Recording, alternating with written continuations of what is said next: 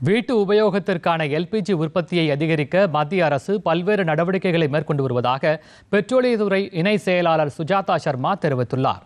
தில்லியில் செய்தியாளர்களிடம் பேசிய அவர், மேற்காசிய போர் சூழல் பதற்றம் நாளுக்கு நாள் அதிகரித்து வரும் நிலையிலும் நாடு முழுவதும் வீடுகளுக்கான சமையல் எரிவாயு சிலிண்டர் விநியோகம் தட்டுப்பாடின்றி நடைபெற்று வருவதாக கூறினார்.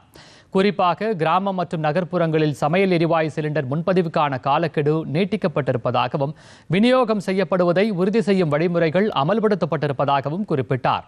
இதேபோன்று வணிக சிலிண்டர் விநியோகம் 70% அளவுக்கு அதிகரிக்கப்பட்டிருப்பதாகவும் கடந்த 5 நாட்களில் 5 கிலோ சிலிண்டர் விநியோகம் அதிகரித்திருப்பதாகவும் சுஜாதா சர்மா தெரிவித்தார்.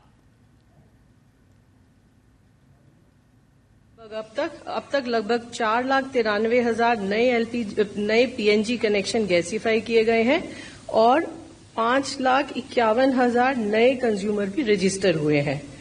इसके अलावा जैसा कि आप जानते हैं, सरकार ने ऐसे सभी कंज्यूमर से अपील किया है जिनके पास पीएनजी और एलपीजी दोनों हैं कि वो अपना एलपीजी कनेक्शन सरेंडर करें. அவரை தொடர்ந்து பேசிய துறைமுகம் மற்றும் கப்பல் துறை அமைச்சக இயக்குநர் மன்தீப் சிங் ரந்தாவா, ஹார்முஸ் நீரிணையை 97,000 மெட்ரிக் டன் கச்சா எண்ணெயுடன் இந்தியாவின் தேஷ்கரீமா கப்பல் கடந்த 18ஆம் தேதி வெற்றிகரமாக கடந்ததாக தெரிவித்தார். கடந்த 48 மணி நேரத்தில் வளைகுடா நாடுகளில் இருந்து ஹார்முஸ் நீரிணை வழியாக வந்த 2 இந்திய கப்பல்கள் மீது தாக்குதல் நடத்தப்பட்டதாகவும், இருப்பினும் இந்த தாக்குதலில் யாருக்கும் காயம் ஏற்படவில்லை என்றும் அவர் கூறினார்.